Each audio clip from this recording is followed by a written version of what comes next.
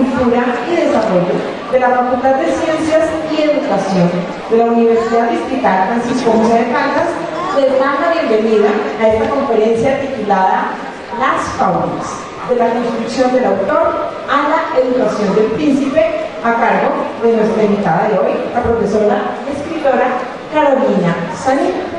Vamos a iniciar el desarrollo entonces de nuestro programa. Mientras lo leo, por favor, todos vamos a poner celulares en silencio. ¿Listo? Desde este momento no vamos a tener interrupciones. Nuestra sesión se desarrollará primero con el himno de la República de Colombia, segundo, el himno de la ciudad de Bogotá, tercero, el himno de la Universidad Distrital Francisco José de Caldas, cuarto, presentación del equipo de trabajo, coloquio y cátedra 2018, quinto, palabras de bienvenida, instalación a cargo de la decana de la Facultad de Ciencias y Educación, la profesora Cecilia Rincón Verdugo. Sexto, tendremos la apertura de la conferencia central a cargo de la coordinadora de la maestría en Infancia y Cultura y la especialización en Infancia, Cultura y Desarrollo, la profesora Omaira Tapiero Celis. Y en séptimo lugar tendremos la conferencia central, Las Fábulas de la construcción del autor a la educación del príncipe, a cargo de la escritora Carolina Sanín. Y cerraremos con la ronda de preguntas y diálogo con nuestra invitada. Iniciamos entonces con el himno de la República de Colombia.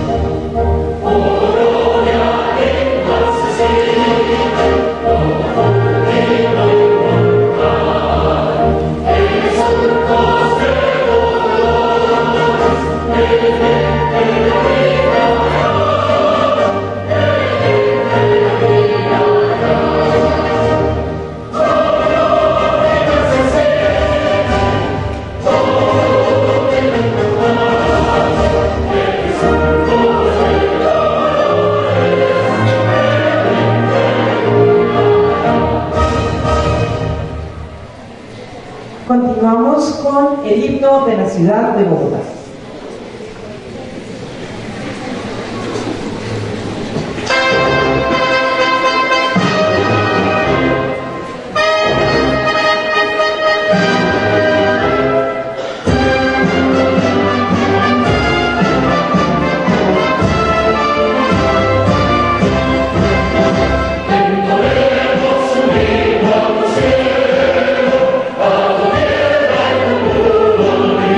Thank you.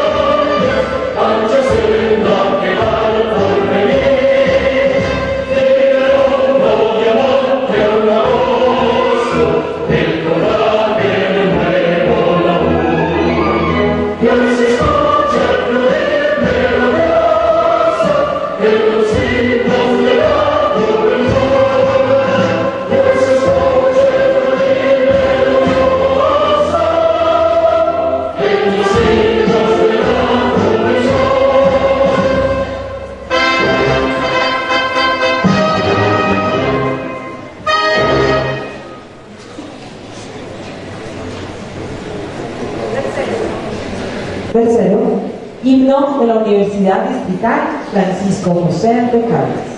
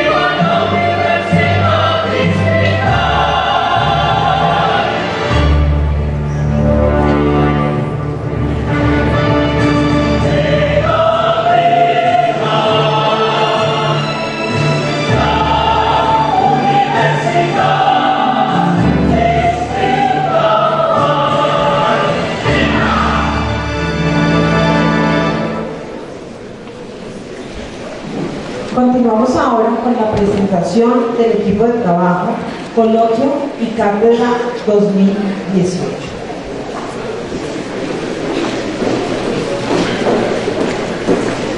Buenas tardes, le damos la bienvenida en nombre de la Facultad de Ciencias y Educación, de la Maestría en Infancia y Cultura, de la Especialización en Infancia, Cultura y Desarrollo, nuestros estudiantes, pero también a los programas de pregrado que numerosos nos acompañan en el día de hoy, especialmente a los colegas del programa de lengua castellana que están celebrando su semana en lenguaje y que les asociaron a su programación la conferencia de la profesora Carolina Sanil. Para los estudiantes de la maestría de especialización, queremos presentarles a un equipo de trabajo que hemos constituido para el apoyo y el desarrollo de la cátedra y del coloquio espacios de contextualización y debate que forman parte del plan de estudios de los programas de maestría de especialización. Las personas que estamos a cargo de este proyecto y de parte de la organización de esta conferencia son la profesora Ángela Cabrera, quien invitó a que nos acompañe, la profesora Marcela Cristancho, el profesor Jorge Tadeo, quienes estamos a cargo de todos los procesos relacionados con el desarrollo de estos espacios importantes de debate y reflexión. Queríamos hacer esta invitación porque tenemos un asunto administrativo académico con los estudiantes de la maestría de especialización y queríamos que supieran que somos los interlocutores para el desarrollo de esta gestión académico administrativa. Les agradecemos este pequeño lapso y este paréntesis para hacer esta instalación y seguimos con la parte protocolaria de la instalación del evento. Muchas gracias.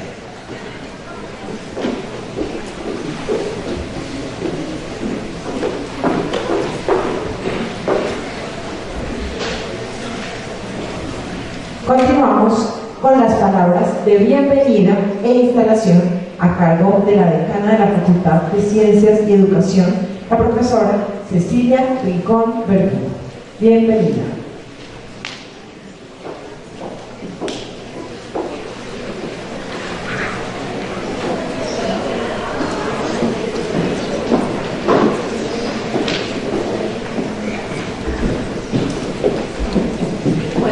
Muy buenas tardes para todos y todas, para todos los estudiantes, para los profesores, las profesoras que estoy viendo de lengua castellana que nos están acompañando en este momento, para mis colegas y amigos de la especialización en infancia, cultura y desarrollo y de la maestría en infancia y cultura.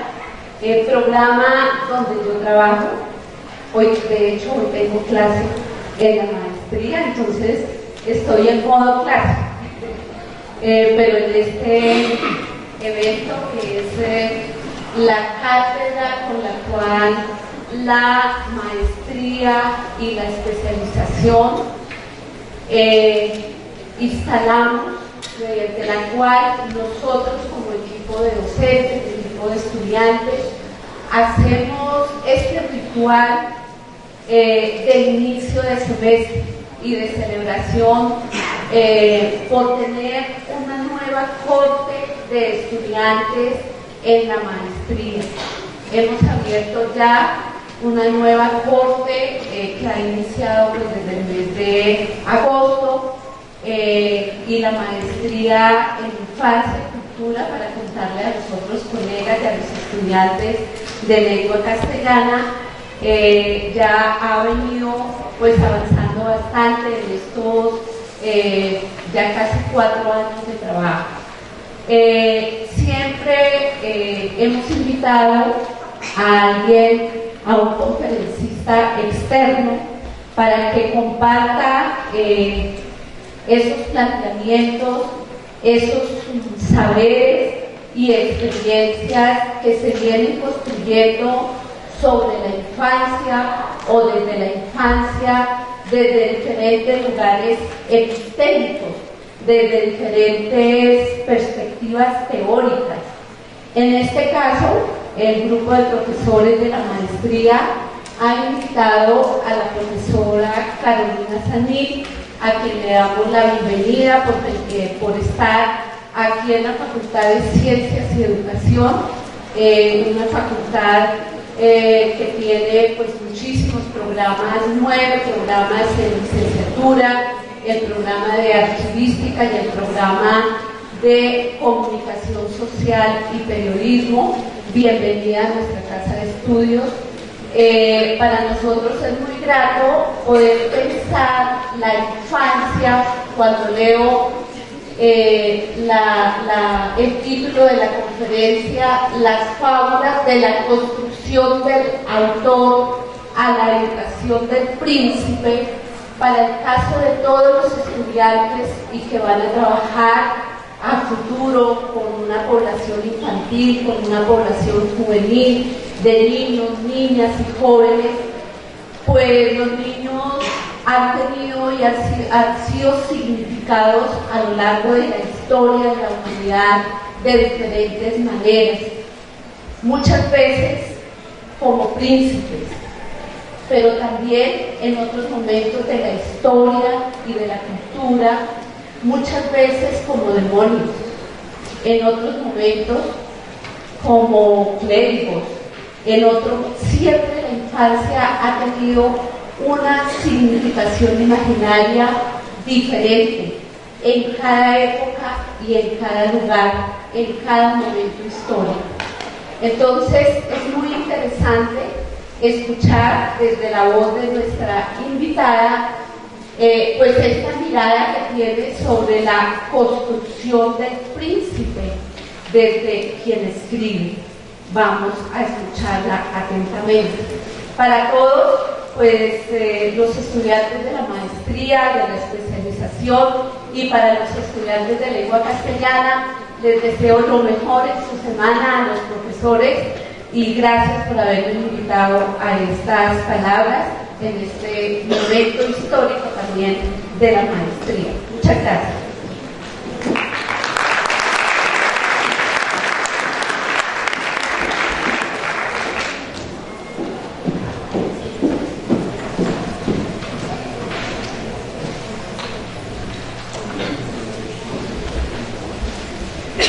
Continuamos con la apertura de la conferencia central.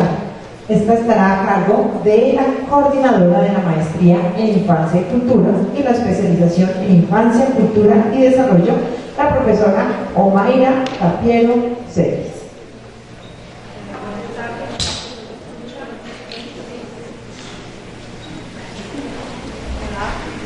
No, sí, ya. Bueno, me correspondió hacer la semblanza de nuestra invitada, a quien recibimos con mucho cariño, con muchas expectativas a el espacio público, la universidad pública, cuando extendimos la invitación. Nos pareció fundamental establecer el carácter del público como un escenario fundamental del libre pensamiento. Y la pregunta era cómo hacer la semblanza. Nuestra invitada en una cuartilla para que pudiéramos tener una aproximación respecto al contenido de su conferencia. Tuve la fortuna de, preguntándome cómo le iba a hacer, de encontrar este hermoso libro de su autoría que se llama Los Niños, el programa que invita a terminar la maestría en Infancia y Cultura y la especialización en Infancia, Cultura y Desarrollo. Era obvio que una bonita manera de acercarme a Carolina era por medio de su texto Los Niños. Y empiezo a explorar y a reconocerlo y me encuentro con una gratísima sorpresa que quiero compartir con ustedes. El inicio del libro me ayuda a recordar un montaje que da cuenta de un fragmento de una extraordinaria película de John Cassavetes desde 1980 que tiene esas heroínas extraordinarias muy parecida a la heroína de su libro que se llama Gloria. Y Carolina decide escoger un fragmento de esta película que hace directa referencia al tema de su libro Los Niños. Quiero entonces, antes de hacer la pequeña semblanza que preparé, que veamos el fragmento que Carolina selecciona para iniciar su libro Los Niños. El libro está publicado en la editorial Ciruela y está editado en Bogotá, abril del 2014, lo recomiendo.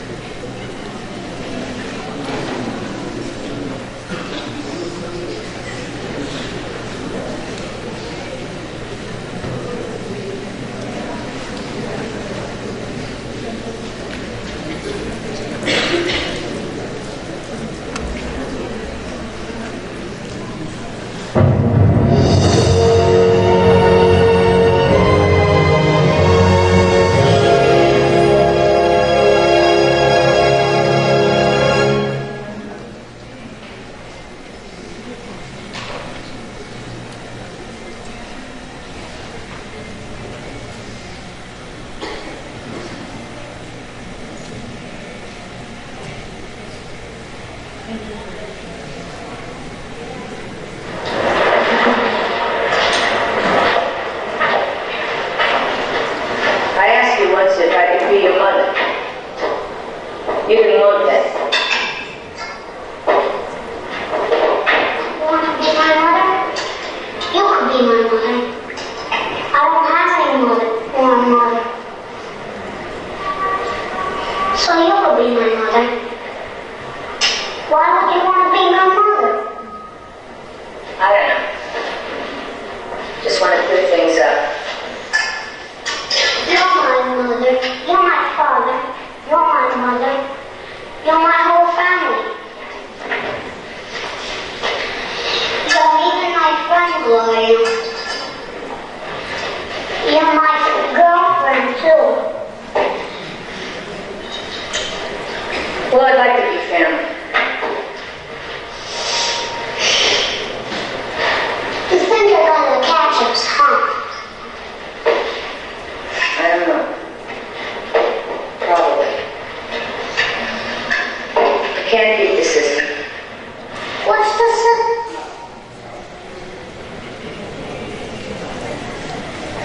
Con esta primera escena, Carolina entonces inicia su libro Los niños. Los niños trata la historia de la resiliencia, la historia de Laura Romero y de Fidel, sus protagonistas. La historia del niño habla sobre todo de ese encuentro entre dos existencias con aviso premonitorio. Yo tengo un niño, así dice el libro.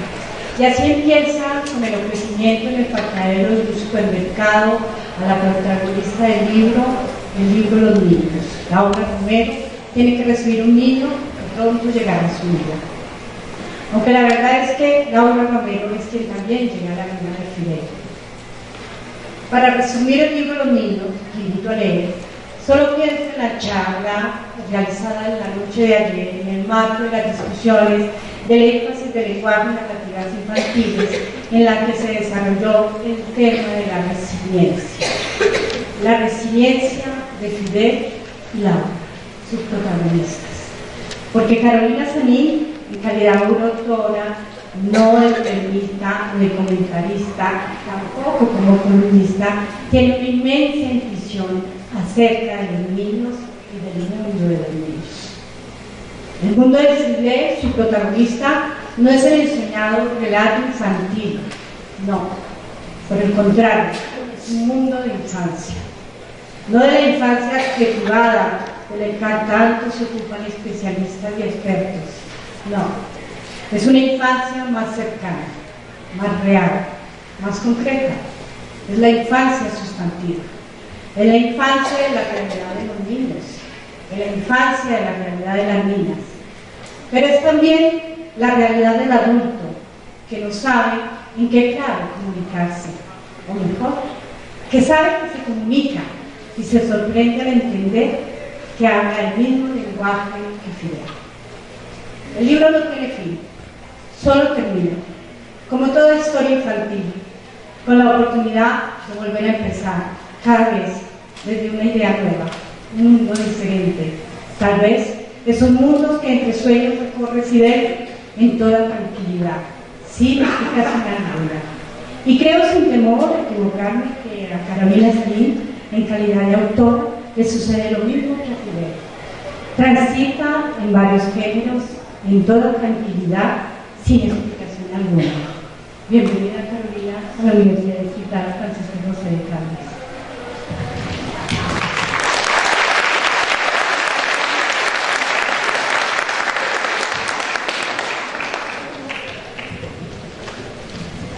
Bueno, buenas tardes. Quiero agradecerle a Mayra esa presentación y que haya leído la novela con tanta disposición y también haya buscado la película de Gloria. Y quiero agradecerle a la Universidad la invitación y a usted la asistencia. Hasta hace un tiempo yo no conocía la universidad pública más que como una abstracción.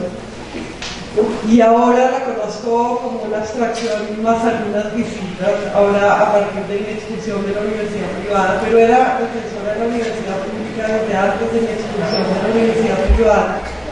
Y cada vez que vengo a una universidad pública, y hoy es el primer día que vengo a la Universidad Distrital, constato que soy defensora de la universidad pública no solo porque lo soy del proyecto educativo nacional y del derecho que deben tener todos los hombres y las mujeres a la educación, sino porque las universidades públicas son espacios de la ciudadanía, estudiantes o no, y deben ser espacios de todos y espacios de expansión, no solo de expansión educativa, sino de engrandecimiento de los individuos, espacios en los que los individuos pueden encontrarse para ser ellos mismos y para hacer lo que quieran. Y como estos espacios hospitalarios coinciden con espacios de la educación, me parece que esa noción de intersección de la educación con lo que se agranda y con lo que se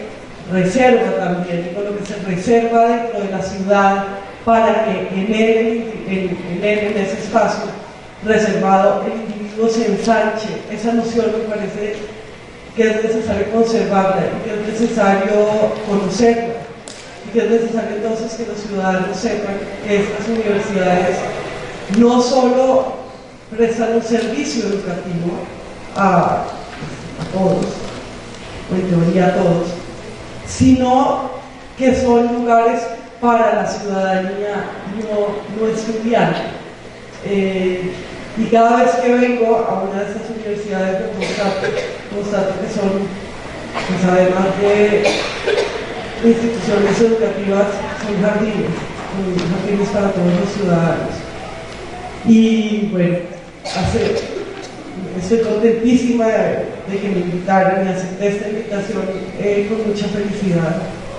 Y estoy contenta de haber conocido la universidad, pero además porque de lo que voy a hablar es precisamente de la construcción de esos espacios hospitalarios dentro de la sociedad y dentro del ser humano. Esta vez, en el caso que voy a explicar, propiciados por la literatura y cómo nuestra historia literaria coincide con nuestra historia didáctica, con la historia de la educación, y cómo esa historia es la historia de la creación de espacios hospitalarios en los que el individuo eventualmente se puede dar cuenta de que es infinitamente grande, infinitamente hospitalario. Tengo una, como ya se están anotando, una gripa pertinaz y aguda, entonces tendrá que tener paciencia con estos agudos. Bien, el sujeto de la educación en la historia que voy a contar no es el niño necesariamente, es decir, no está limitado de cierta edad a cierta edad y esas edades no coinciden con la infancia. Pero entonces se abre la pregunta de si el sujeto de la educación en la historia que voy a contar es un niño solo por ser sujeto de la educación. Es decir, si tal vez todos los que somos sujetos de un proceso educativo, especialmente un proceso educativo que concierne a nuestra propia lengua, a conocer nuestra propia lengua, somos niños en tanto que pasamos por ese proceso. Si todos los estudiantes, sobre todo los estudiantes que estamos aprendiendo a escribir o a hablar, somos niños en tanto que somos estudiantes, no importa la edad que tenemos. Esta historia, entonces, que les voy a contar, es una historia que he contado muchísimas veces.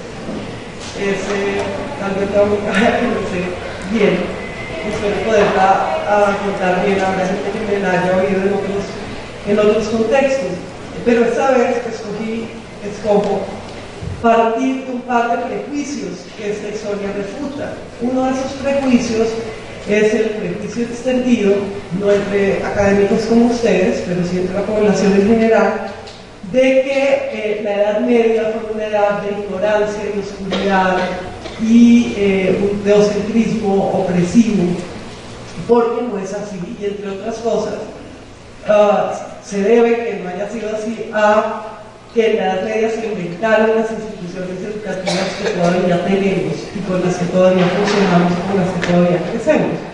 Entonces suele decirse medieval para significar intolerante, oscuro, irracional.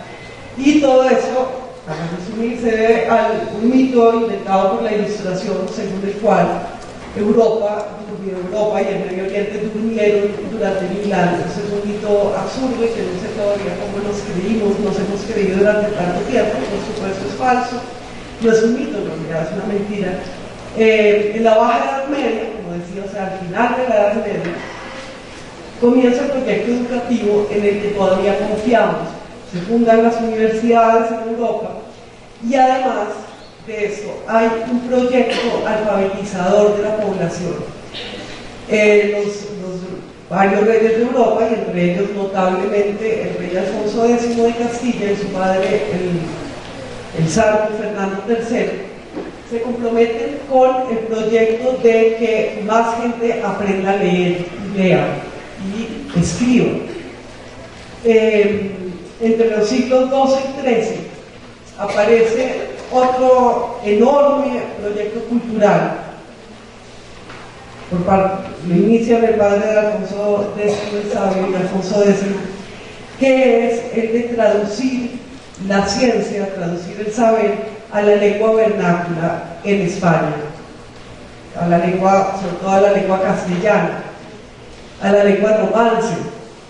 Hasta ese momento el conocimiento se transmitía en latín. Cualquier libro de cualquier ciencia o de historia se escribía en latín, mientras que los poemas se cantaban en la lengua que hablaba la gente. La lengua que hablaba la gente era pues, castellano o gallego o las distintas lenguas romances que hablaban. El conocimiento se transmitía entre los católicos y los cristianos pues, en latín, y entre los árabes, que también vivían en la península ibérica, en árabe, y entre los hebreos, los judíos, que era otra de las tres comunidades que convivían en la península ibérica, se transmitía también en árabe, salvo la liturgia, que era hebrea.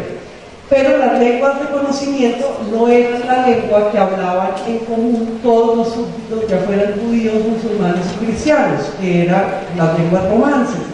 Este proyecto educativo del siglo XII y XIII, del siglo XIII especialmente Alfonso X, consistió en que se empezara a escribir el conocimiento en la misma lengua que la gente hablaba. Y esta es una revolución gigantesca, porque entonces empieza a haber libros traducidos, en vez de ser libros, digamos, del árabe, traducidos al latín, traducidos al español, y la gente no tenía que estudiar latín. Es decir, no tenía que estudiar en las escuelas de las catedrales para entenderlos, sino simplemente aprender a leer, y el conocimiento, y oían el conocimiento en su propia lengua, en la misma lengua en que hablaban en su casa y en su cotidianidad. Bien, entonces este proyecto de romantización del saber, es decir, de transmisión del saber en la lengua romance, en la lengua en la que se habla, tiene un montón de consecuencias. Una de ellas es el nuevo papel de la mujer en esta transmisión del conocimiento, porque la mujer estaba relativamente excluida del latín. El latín era una lengua que les enseñaban los hombres a los hombres, que se enseñaba en la iglesia, que les enseñaban los eclesiásticos pues a los niños o a los muy jóvenes. Mientras que cuando el conocimiento empieza a decirse en la lengua vernácula, eso significa que empieza a decirse en la lengua de las mujeres, en la lengua que las mujeres les enseñan a hablar a los niños. Los niños aprenden de sus madres el español, cualquier español, mientras que aprenden de los curas, por así decirlo, el latín. Y entonces en esta revolución hay también una entrada de la mujer en el conocimiento. Bien, Dante decía en su libro de vulgar y elocuencia, es decir, del habla vulgar, del habla vernácula, decía que es un libro en el que aboga por el uso del italiano para componer en el italiano poemas y para hacer literatura en italiano. Llamaba al italiano, a las lenguas romances en general, la lengua que mamamos con la leche.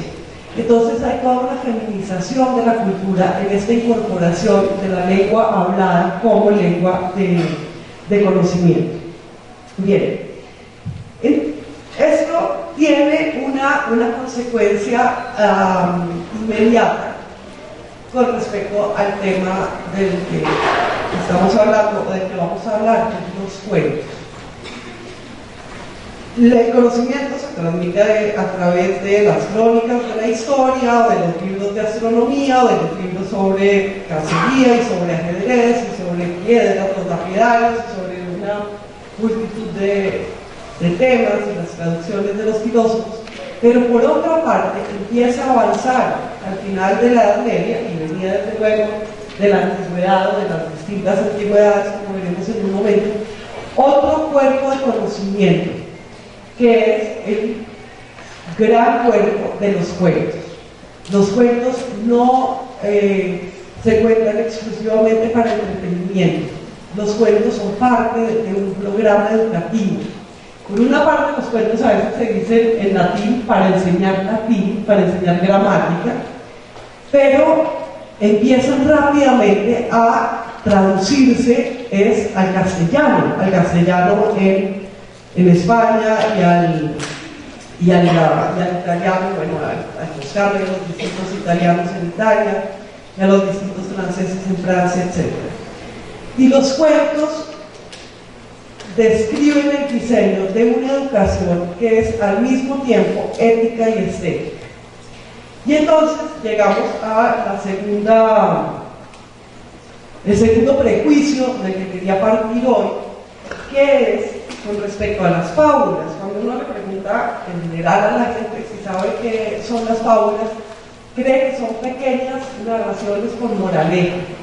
Esas moralejas se introdujeron durante la Ilustración, las introdujeron compiladores de fábulas en la Ilustración y posteriormente al enciclopedismo, y forma parte también de un celo por reducir el saber medieval, por reducir ese otro saber que teníamos, que nos habíamos transmitido durante, no sé, 1500 años más o menos, y a través del mundo entero, a través de las fábulas. Las fábulas son lo contrario de moralizantes. Ninguna fábula medieval, ni las fábulas antiguas, contenían al final moraleja, 2 puntos y una enseñanza, un precepto moral. De hecho, las fábulas son bastante amorales. En las fábulas lo que enseñan es, por una parte, se enseñan algún principio de comportamiento. Ese principio de comportamiento es la astucia. La astucia, que significa el buen comportamiento en contexto, es decir, el saber práctico, el saber de quien puede leer al otro y leer el deseo del otro, y con base en ese conocimiento atento que adquiere del otro, poder actuar y poder efectivamente sacar provecho no como sacar ventaja, no como algo malo, sino sacar provecho como llevar su asunto a un buen puerto y ser más feliz. Entonces las fábulas enseñan cómo comportarse según los distintos personajes del cuento de la vida de uno, que son los distintos personajes del cuento de la fábula, y cómo leerlos también. Pero sobre todo las fábulas, cada fábula abre paso a una infinidad de preguntas y de sentidos. Entonces les voy a contar vamos a empezar por una fábula que es como, para mí, una fábula prototípica, y ahora les voy a decir por qué. Es esa que todos conocen de el escorpión y la rana.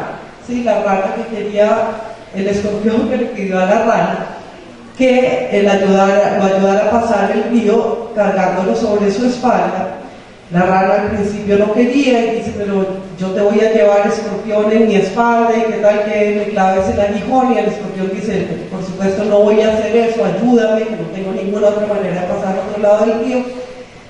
Finalmente la rana accede y se va nadando con el escorpión montado en el lomo, y cuando llegan al otro lado del río, el escorpión, tan pronto como antes de desembarcar de la rana, le clava el aguijón, y la rana dice, pero ¿cómo me has hecho esto si yo te beneficié? Y el escorpión le dice, es mi naturaleza. Y esa es una fábula típica, es la fábula, porque la mayoría de las fábulas, de lo que nos están hablando, es de cuál es nuestra naturaleza. Esa es la pregunta que subyace a todas las fábulas, y por eso los personajes de las fábulas son muchas veces arquetípicos, ¿sí? El león es el poder, el león es el poderoso. Los lobos cervales o los zorros o los perros los perros son la fidelidad, pero los perros salvajes son la astucia, todos los zorros y los lobos.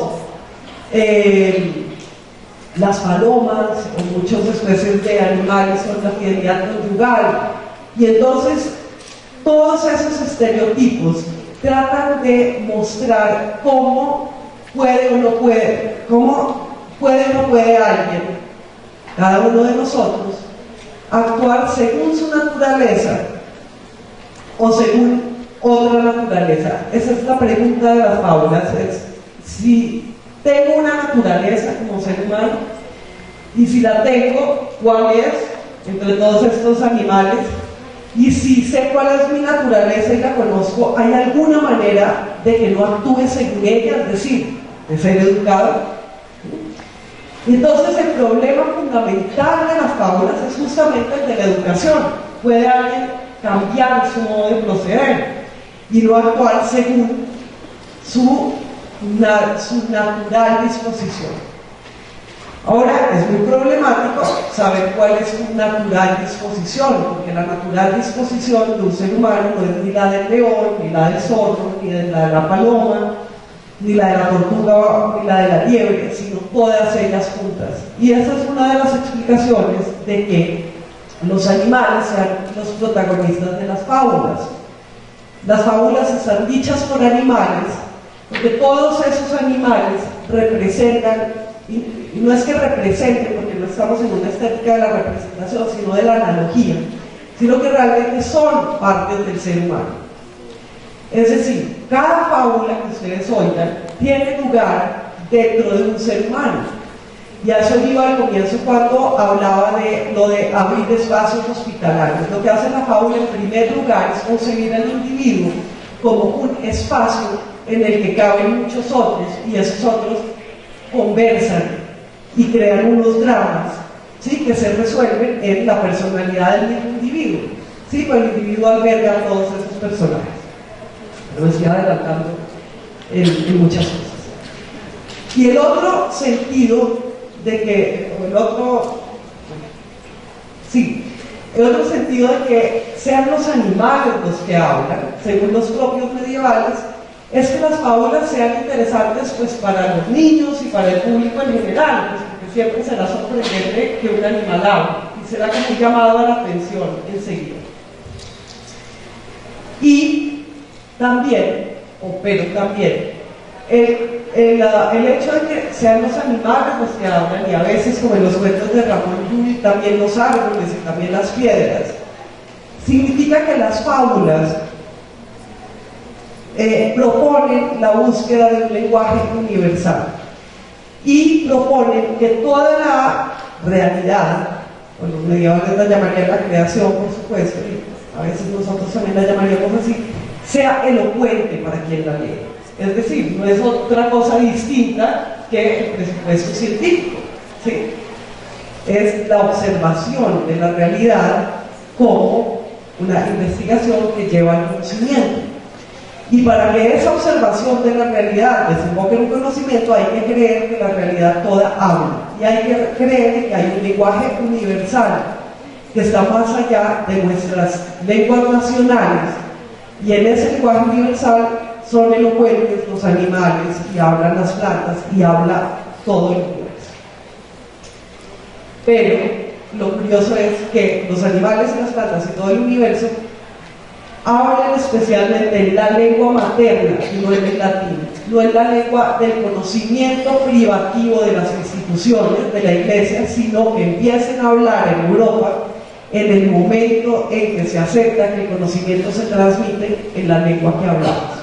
En ese momento en que se acepta que el conocimiento se transmite en la lengua que hablamos, entonces empiezan a hablar los animales, y empiezan a hablar en las fábulas, y empiezan a hablar acerca del comportamiento humano, de cómo está constituido el ser humano, y de cuáles son sus límites y sobre todo de cómo el ser humano es ilimitado.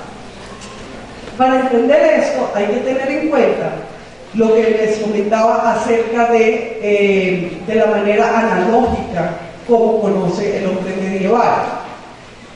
Para el medieval, para el conocimiento medieval, todo está relacionado.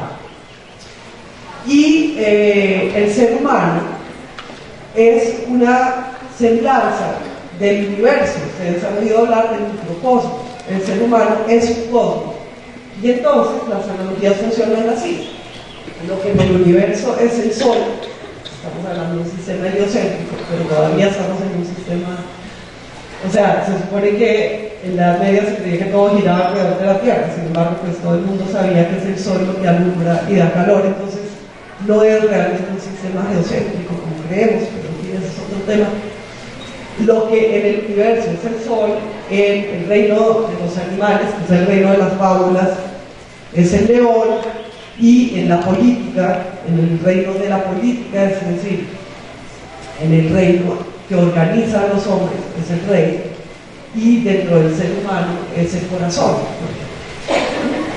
Eso hace que el ser humano sea equivalente al universo. Y lo que es más importante para nuestro tema, y luego hablaremos más de eso hace equivalente a que el ser humano, cada individuo, sea el rey. Y aprender acerca de cómo administrarse a sí mismo, es decir, cómo gobernarse a sí mismo, es aprender a ser un gobernador, es aprender a ser el rey.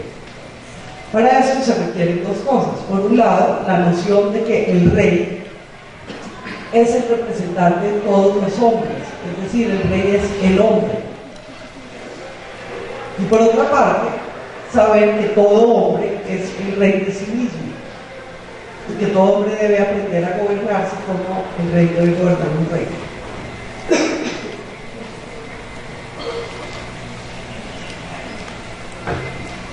Decía nuestra no, su decana que me presentó, que es muy interesante cómo una manera de figurar la infancia es a través de precisamente el infante, ¿sí? El príncipe de cualquier edad.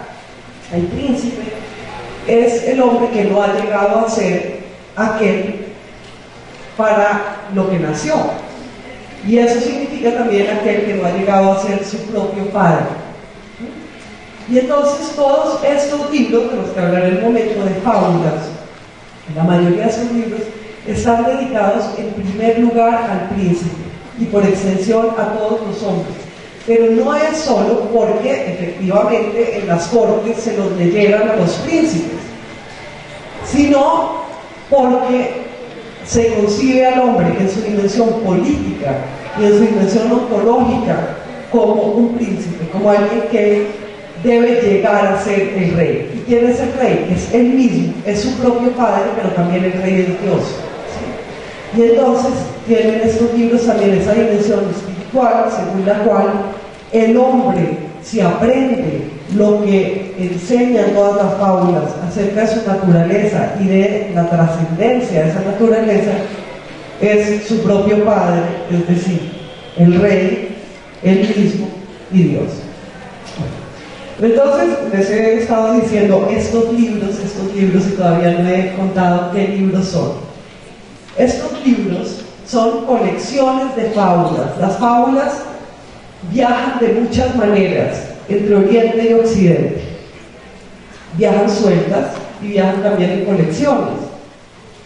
Estamos hablando de una época en la que no existe la imprenta, sino la cultura manuscrita. Acuérdense que en la cultura manuscrita, pues los libros son copiados a mano y además son encuadernados cualquier libro junto con cualquier otro. Entonces, las fábulas viajan en papeles y viajan también oralmente.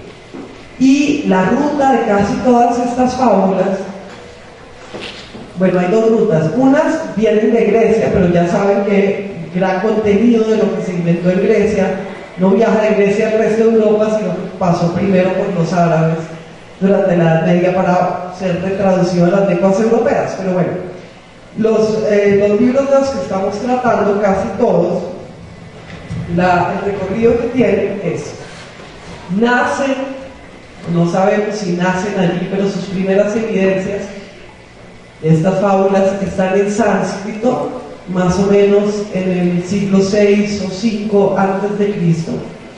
Luego son traducidas al persa literario durante el Imperio Sasánida, y luego son traducidas al árabe de muchas maneras y durante más o menos los siglos 8, 9 y 10, y luego son traducidas a lenguas europeas.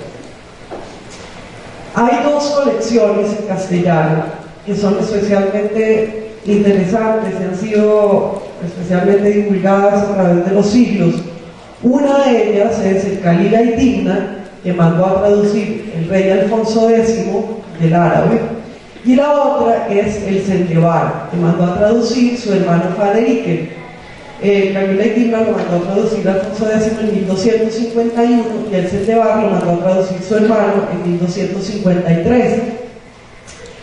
Antes de estas fechas, en las que se tradujeron estas grandes colecciones de fábulas al castellano, ya se habían traducido muchas colecciones, no solo colecciones de fábulas, sino fábulas sueltas que luego se compilaban. Y hay distintas maneras de compilarlas. Por ejemplo, hay una que se llama Ejemplos en ABC. Y entonces, estas fábulas eran usadas, por ejemplo, en el sermón. La misa era dicha en latín, pero en la misa empieza a reservarse un espacio de la prédica que se dice en la lengua vernácula, la lengua que se habla, para que todo el pueblo pueda entenderla. Y eso fue una gran reforma también, porque hubo un momento en el que las misas se decían, creemos, totalmente en latín, es decir, el pueblo analfabeto, que era la gran mayoría por supuesto, no entendía nada ni siquiera de la liturgia, por lo cual pues era más valioso para la evangelización o para la educación religiosa el lenguaje visual de las catedrales, por ejemplo. Por eso las catedrales son libros de religión que tenían mucha más influencia en la gran cantidad de la gente más que la Biblia. Pero bueno, en la misa empieza a haber una parte que es el sermón, y el sermón se dice en lengua vernácula, y en el sermón empiezan a contarse cuentos. Y entonces, digamos, si el sermón es acerca del robo, el predicador podía contar un cuento famoso que se llama El ladrón y el rayo de luna, si quieren lo cuento, que está en una cantidad de colecciones medievales, y es que una pareja está dormida en su cama y de pronto oye ruidos en el techo y saben que se les van a meter los ladrones en la casa. Y entonces el hombre le dice a la mujer: cuando oigamos que el ladrón está justo encima del techo, de la claraboya del techo, dime, marido, ¿cómo fue que te hiciste rico y conseguiste esta casa? Y entonces yo te voy a contar una historia. Y entonces cuando efectivamente oye que los ladrones están justo encima de su cuarto, la mujer le dice al marido: marido, cuéntame cómo fue que conseguiste toda esta riqueza. Y el marido dijo: yo era ladrón de casas, y lo que hacía era que me ponía en el techo de las casas, y cuando la luna alumbraba me agarraba el rayo de luna y decía Saular, Saular, unas palabras mágicas, y me podía agarrar del rayo de luna y descolgarme y robarme toda la casa. Entonces el ladrón lo oye y hace eso, y por supuesto se rompe el cuello y queda muerto ahí. Y entonces, digamos que un predicador medieval podía contar, un predicador castellano de la Baja Edad Media, y eso por supuesto es inventado, pero ese cuento sí que está en las colecciones de las que hablo, podía contar ese cuento para ilustrar lo que decía acerca del robo, ¿sí? Pero vean cómo no es moralizante realmente, o sea, esa fábula no dice que está mal robar, esa fábula lo que dice es que muchas cosas, que hay que conocer al otro para manipularlo a través de su propio deseo, ¿sí? Que no hay que confiar en lo que uno oye, que la gente dice acerca de sí misma y de su propia historia. Un montón de cosas distintas que exceden la moralización. Y en parte por eso, por esa flexibilidad de las fábulas, que no imparten una enseñanza moral, es que las fábulas, las mismas, exactamente iguales, con las variaciones de la traducción, se pudieron contar en la India budista y en la India hinduista, y luego en el Islam, y luego en la España católica, y luego en Italia cristiana, etc., porque no corresponden a ningún código moral, sino a la enseñanza sobre el comportamiento humano. Describen es una psicología y no unos preceptos. Bien, voy a contarles otra fábula, que es la fábula que a mí más me gusta de todo el Kalila y Dimna. Pero antes les voy a contar qué es el Kalila y Dimna. El Kalila y Dimna es este libro que les cuento que Alfonso X mandó a traducir del árabe. Pero antes de haber sido traducido del árabe por un hombre que se llamó Ibn al-Muqaffa, fue traducido del persa, del palevi, del persa literario, al árabe. Y antes fue traducido del sánscrito al persa literario. Y entonces llegó a la corte de Alfonso X y él lo mandó a traducir al castellano. Y en el libro hay dos hermanos, que son dos lobos cervales, nos dice el libro. Dos lobos cervales hay muchas discusiones acerca de qué son, pero en realidad son una especie de linces. Tal vez son felinos o tal vez son unos chacalitos. Y se llama Kalila y Dimna. Y Dimna está planeando hacer una cosa que le va a salir un poco mal, que es enemistar al león con un buey que acaba de llegar al reino de los animales. Y el buey pues muge muy fuerte y el león quiere ser su amigo, pero Dimna le dice al león: uy, no, va a ser muy peligroso que sean amigos. Y el león va a confiar en Dimna, y Dimna hace eso para enemistarlo al león con el buey. Y finalmente el león va a matar al buey y luego pasan un montón de cosas. Pero la conversación entre Kalila y Dimna, entre los hermanos, trata de persuadir a Dimna de que no haga eso de dividir a los amigos, de que no haga eso de ser mesturero, que significa ser insidioso y dividir a la gente. Y en esa conversación entre Kalila y Dimna se cuentan pues, decenas de historias para ejemplificar los consejos que un hermano le da al otro. ¿Sí? Bien. Y entre esos muchos cuentos está este, que es el de la rata y el hombre religioso, o la niña y el hombre religioso. Y es la siguiente. Hay un hombre religioso que vive en una cueva solo, y un día se encuentra una ratica, una ratona, digamos. Y entonces empieza a cuidar a la ratona, y la ratona se vuelve pues su compañía. Y el hombre religioso le reza a Dios para que transforme a la rata en niña, para que sea una mejor compañía. Y Dios finalmente lo escucha y transforma a la rata en niña. Y el hombre religioso la cría como a su hija, y pasan varios años y la hija ya se va a convertir en una mujer, crece. Y entonces el hombre se da cuenta de que va siendo hora de que la niña ya no viva más con él, con su padre, y va siendo hora de buscarle un marido. Y entonces le pregunta a la niña: bueno, vamos a tener que buscarte un marido con quien quisieras casarte. Y la niña dice: yo quiero casarme con el ser más fuerte que exista entre todos los seres del mundo.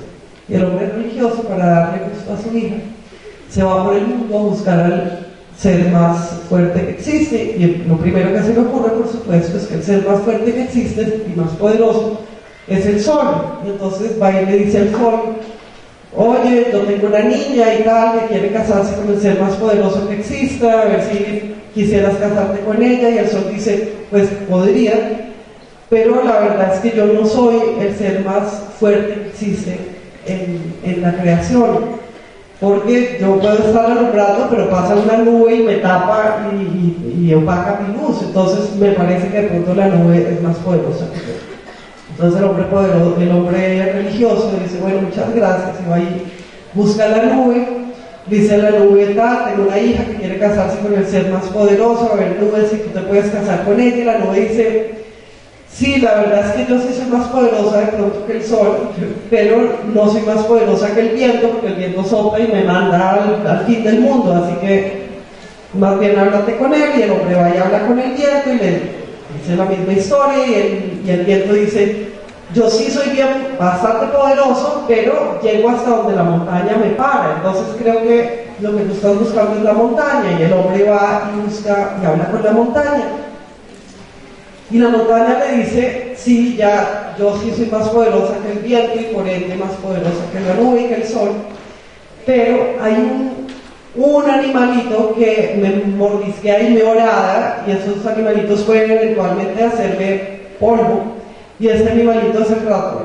Y entonces me parece que el ser más poderoso del universo es el ratón. Entonces el hombre orgulloso dice, bueno, vale, pero yo cómo voy a casar a mi hija con un ratón. Y entonces reza y Dios vuelve a transformar a la hija en ratona, y entonces puede casarse con el ser más poderoso de la creación, que es el ratón. Y entonces esa fábula me encanta porque es rarísima la cantidad de cosas que dicen. Si un autor francés de la ilustración, esos que los ilustrados les gustan mucho a los estudiantes antes de conocer a los medievales, diría, moraleja, 2 puntos. No te alejes de tus raíces, o quién sabe, alguna cosa así, sí, no aspires más allá de algo, no sé, alguna cosa bien tonta y moral. Pero lo que dice ese cuento es muchísimo, es justamente que hay que transformar la propia naturaleza para encontrar cuál era la propia naturaleza. O sea, que lo que hay que hacer es ese largo camino de convertirse en princesa, en el caso de la ratona, para luego ser completa en su realización, que en este caso es el matrimonio con el ratón. Pero además habla acerca del poder, esa fábula. Dice muchas cosas acerca del poder del pequeño, del poder del débil y del débil múltiple. Y bueno, es una fábula complejísima. Y es una de estas fábulas medievales con las que se suponía que la gente aprendía ética, al tiempo que aprendía sobre sí mismo, sobre qué es el ser humano, cuál es la naturaleza de uno. El ser ratón, por ejemplo, a la vez que el ser humano. En uno hay el ratón, pero en uno hay también el viento y el sol y el deseo, además, el deseo de unirse con lo más poderoso y excelso del mundo. En fin, no vamos a analizarnos esta fábula, pero pues es para dar una idea de lo complejas que son. Les voy a contar ahora la otra parte de esta historia, que es acerca de cómo están construidos estos libros de fábulas. Porque por lo general los libros de fábulas, y así fue conforme avanza la Edad Media y también cuando entramos en la modernidad, no son como fábula número 1, 2, 3, 4, echen 50 fábulas todas cosidas juntas. No, se trata de ponerles a esas fábulas unos marcos. Entonces, como ya les conté, por ejemplo en Calila y Dimna, las fábulas se insertan dentro de la conversación entre 2 hermanos. Entonces uno de los animalitos, Calila, le quiere aconsejar a su hermano que no sea chismoso, y entonces le cuenta una fábula en la que un chismoso termina mal. Lo que pasa es que, si leen el Calila y Dimna, y espero que lo hagan, uno se da cuenta de que las fábulas casi nunca ilustran el punto de quien las cuenta, es muchas veces el punto contrario, o nada que ver, ¿sí? Y en todo caso, el que escucha la fábula y escucha el consejo, no sigue el consejo. Entonces, de lo que se trata es que, pero eso, hay muchas teorías en torno a esta cosa extraña de la no coincidencia entre el consejo o lo que se quiere enseñar y la fábula que se usa para ilustrarlo. Y una de las teorías dice que, en efecto, cuando yo te cuento una fábula, no te quiero convencer de actuar de una manera u otra, ese es solo el pretexto. Lo que quiero es que por un momento seas la rata que se transformó en niña, ¿sí? O el hombre religioso que tuvo que hacer toda esa búsqueda, y que sea esa experiencia de ser ese otro ser lo que te permita ser más que tú mismo, ¿Sí me explico? Lo que te permita saber más que lo que sabías. Entonces, tu nuevo conocimiento no es, bueno, a la rana le fue mal por ayudar al escorpión, no debo ayudar a ningún escorpión, no, sino haber vivido en tu imaginación la experiencia de la rana y del escorpión.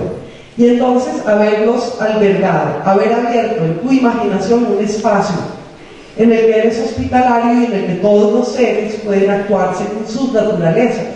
Es hacer realmente del hombre, del aprendiz, del príncipe, del niño, un teatro del mundo, en el que todos esos seres hablen y actúen según sus naturalezas. Es decir, no oyes las fábulas como un castigo, ¿sí? Como esto te va a pasar, sino ese es solo el pretexto.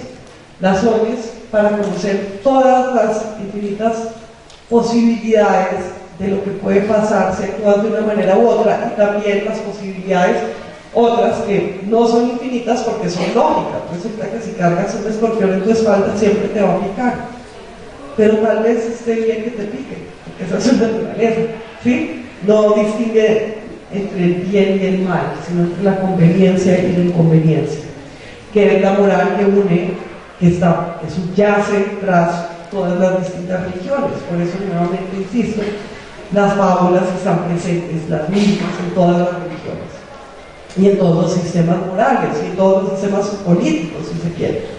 Bien, pero entonces les decía, entonces el Galila y Gimna, ¿cómo está construido? Es este diálogo entre dos zorritos. Yo sé que los he llamado cada vez de una manera distinta, su nombre son lobos cervantes, con C y V. Y dentro de ese diálogo se cuentan las historias.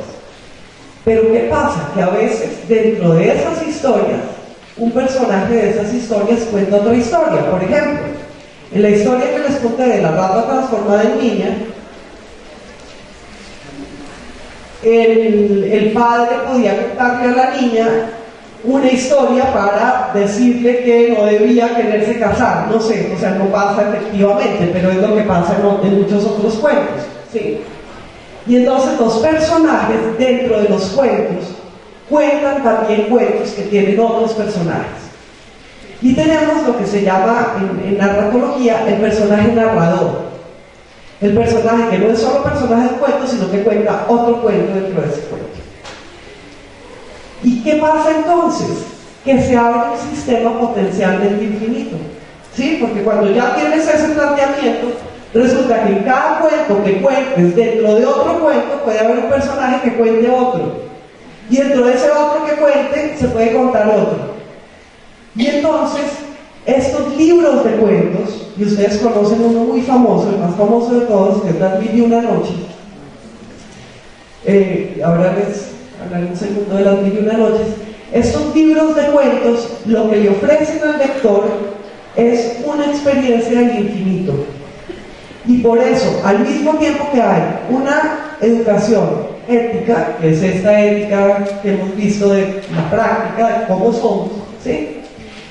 Y cómo debemos aceptarnos como somos, hay una educación estética, de la que hablaremos más adelante, pero va haciendo la de cómo narrar, ¿sí? Cómo meter unas historias dentro de otras y cómo encuadrar este mundo de cuentos y meterlo dentro de un libro, cómo meter el infinito en un libro. Y hay también una enseñanza esotérica, que es, si tú te lees este libro, de verdad vas a sentir que eres infinito, porque el libro es infinito. El libro te va a mostrar cómo es posible lo que no termina. En Las Mil y Una Noches, ya lo conocen ustedes, hay una narradora que es Sherezada, que para salvar su vida y la de todas las demás mujeres, pero no vamos a detenernos hoy mucho en Las Mil y Una Noches porque no es estrictamente un libro de fábulas, pero sí contiene muchas fábulas y otros cuentos fantásticos, y contiene además novelas, contiene varias novelas de detectives, y contiene novelas de aventuras y de piratas. Es un libro enorme, pero ese es el ejemplo clásico. Si ustedes se meten en Las Mil y Una Noches, llega un momento en que no saben dónde están, no saben quién está hablando, porque Sherezada está contando el cuento de tres monjes que cada uno cuenta el cuento de su vida, y dentro de esas 3 cuentos de su vida, otros personajes cuentan otros cuentos, entonces cuando tú estás en medio del libro no sabes dónde estás realmente perdido en el infinito. Bien. Hay otra consecuencia de esta manera de enmarcar cuentos, y es, desde luego, el último marco, o sea, es tú, el lector, ¿sí? Si Shenesada o los novitos Kalila y Dimna están contando todos esos cuentos y tú los estás oyendo, y en esos cuentos hay personajes que cuentan cuentos, Kalila y Dimna son personajes de tu propio cuento. La próxima vez que tú lo cuentes, tú vas a hacer tu marco exterior. Así que el libro no solo crece para adentro, sino que crece hacia afuera infinitamente. Y la historia de estos libros de fábulas enmarcadas es precisamente eso. Ya les dije que se habían transmitido a través de traducciones. Pues no solo pasa eso, no solo pasa que se adaptan a la lengua a la que llegan, sino que cada traductor se convierte en un autor adicional. Y entonces el traductor, digamos, de Kalila y Dimna, que es esta, digamos, colección emblemática de libros enmarcados, el traductor al persa, que se llama Bersewei, le mete en primera persona, por delante al libro, en unas 10 páginas al comienzo, la historia de su vida y de cómo fue a la India a buscar estos libros, creyendo que, mandado por su rey, creyendo que iba a buscar unas medicinas para la vida eterna, ¿sí? Unas medicinas que se llaman hombre inmortal. Pero cuando fue a la India y preguntó por esas medicinas, descubrió que no eran unas hierbas, sino unos cuentos. Y eran estos cuentos los que hacen al hombre inmortal, justamente los que le dan la experiencia del infinito, por lo que les dije, por esa estructura de marcación.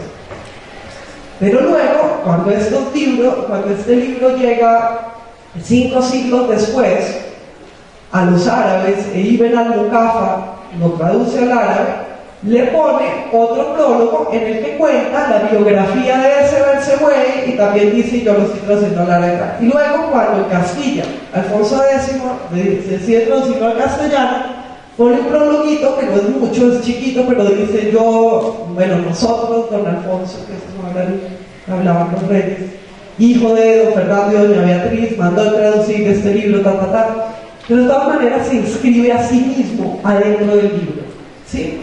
Entonces el libro no es solo acerca de que unos seres, que cada ser, el ser humano, incluye a todos los seres del universo, sino también que una historia incluye a todas las historias del universo. Es decir, que si yo te voy a contar mi historia en serio, si yo te contara mi historia, en esa historia terminarían estando todos los seres vivos. Porque si yo te cuento mi historia y entonces menciono a alguien más, tengo que contar la historia entera de ese alguien más, y en esa historia ese alguien más va a contar la suya, y así para siempre, ¿sí? Entonces cada conversación es una conversación infinita, y no puedo contar mi historia sin contar la historia de todos los demás. Esto es súper relevante, y hago un paréntesis para todo esto que nos estamos preguntando ahora de cómo contar la historia del otro y cómo contar los testimonios y la relación entre los testimonios y la compasión. Y los medievales ya tenían la solución, es que la historia del otro es la mía, es que sin la historia del otro la mía no existe, ¿sí? Porque para contar la mía tengo que contarla de todo el mundo. Bien. Pero entonces no solo eso, sino que cada vez que leo un libro de cuentos, yo como autor, como lector, me estoy convirtiendo en autor. Esto es materialmente cierto en la cultura de los manuscritos, pues porque el traductor tiene que volver a escribir todo el libro y hace variaciones en el libro, ¿sí? Y desde luego que sí se convierte en el nuevo autor del libro. Pero va más allá también de esa circunstancia material que lo hace necesario en la cultura de los manuscritos. O sea, también nosotros también eso nos enseña que todos nosotros cada vez que leemos un libro somos autores nuevos de ese libro. Eso nos enseña cómo aprendimos a leer, cómo debemos aprender a leer. En este momento de la Edad Media, que es realmente el primer momento en el que la gente está aprendiendo a leer, ¿sí? Porque por las reformas educativas Antes la gente, bueno, después tampoco es que aprendieran a leer muchísimos, pero se trataba de que ¿sí? De que empezara a leer más la gente y a leer además por primera vez en silencio y una serie de cosas. En ese momento en que se reflexiona acerca de la lectura, en ese mismo momento se reflexiona acerca de, o mejor dicho, se muestra cómo cada lector es un autor. Y efectivamente, el lector de estos textos medievales, que es el mismo traductor de estos textos medievales, y para decir eso no estoy haciendo tampoco una gran abstracción, o sea, algunos de estos libros se hacían 8 copias, o sea, realmente sí, el lector era el autor de la copia siguiente y era el lector, no uno de los lectores, pero bueno. El caso es que al leer estos libros nace el autor moderno de literatura. Justo después de Kalila y Timna y el Sendebar, y no hay tiempo para que les cuente qué es el Sendebar, no hay mucho tiempo, pero es otro libro oriental que tiene un montón de ramas, una rama hebrea y una rama griega, y luego esta traducción castellana que hizo el hermano de Alfonso X en 1953, y está enmarcado en la historia de un niño que no puede aprender, de un príncipe que no puede aprender a leer. Y entonces su maestro, Senduberte, que le da nombre a Sendebar, lo que hace es meterlo en un palacio que tiene todos los saberes dibujados en las paredes, es decir, en un lugar que es el saber mismo. ¿Sí? El libro y la arquitectura son una misma cosa, que son el universo mismo, y el niño ahí aprende finalmente cosas, el niño bruto, que es este niño que ningún maestro logra enseñarle a leer. Finalmente este maestro no lo logra, pero el niño tiene que guardar silencio durante un periodo y comete el error de hablar porque su madrastra lo trata de seducir, en fin. Y entonces se forma un juicio entre el niño y la madrastra. O van a matar al niño porque de pronto trató de violar a la madrastra, o van a matar a la madrastra porque trató de seducir al niño. Y en este juicio cuentan los consejeros del rey y cuenta la madrastra en su defensa distintos cuentos. Entonces, en el caso del Sendebar, de este otro gran libro castellano de fábulas, el marco es un proceso legal. Como les digo, no hay mucho tiempo para hablar del Sendebar. Lo que les quería decir es que después de estos libros, el Sendebar, Kalila y Timna, las colecciones de ejemplos, todos esos libros que se llaman espejos de príncipes, que supuestamente son para la educación del príncipe, después de estos, que son todos anónimos, todos pasan a través del tiempo y son traducidos, bueno, por Iván Almucafa o por otro, que no tienen autor realmente, surge el autor por primera vez después de los clásicos, o sea, después de tantísimos siglos, resurge el autor literario en Europa y en castellano, el primer autor literario que firma con su nombre y que está muy preocupado acerca de su originalidad y de que no cometan errores los copistas, etc., es don Juan Manuel, que es nada menos que sobrino de Alfonso X. Y don Juan Manuel escribe un libro que se llama El Conde Lucanor, que ustedes tal vez hayan oído nombrar, y es una colección de cuentos que están enmarcados en una conversación entre el conde Lucanor, que es un joven, y su maestro Patronio. O sea, es un libro que es una larga charla, una clase, pues, o varias, que le da su consejero, su preceptor a un pequeño príncipe. Pero ese pequeño príncipe, el conde Lucanor, es el mismo don Juan Manuel, que es un príncipe, ¿sí? Entonces vean cómo el autor se empieza a figurar a sí mismo como sujeto de aprendizaje dentro del libro. ¿Y sujeto de aprendizaje qué significa? Oidor de fábulas. Bien, luego tendremos ya las primeras grandes obras de narrativa de todas las lenguas europeas. Tendremos en Italia a Giovanni Boccaccio y el Decamerón de 1351, o sea, justo un siglo después de Kalila y Timna.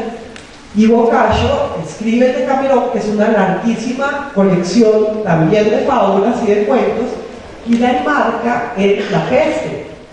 Resulta que hay un grupo de jóvenes, muchachos y muchachas florentinos, que no quieren enfermarse de la peste, y entonces se van a la finca de uno de ellos y allí crean una sociedad utópica, y lo que hacen en esa sociedad utópica es alternarse el gobierno entre ellos y contar cuentos. Y ese es todo otro tema rarísimo que combina el establecimiento de un gobierno igualitario con la narración de cuentos, porque tampoco tenemos espacio para extendernos sobre ello, sino para decir que van surgiendo la narrativa, los libros de narrativa en las lenguas nacionales a partir de esta manera de coleccionar fábulas dentro de un marco que es el lector mismo y que es infinito.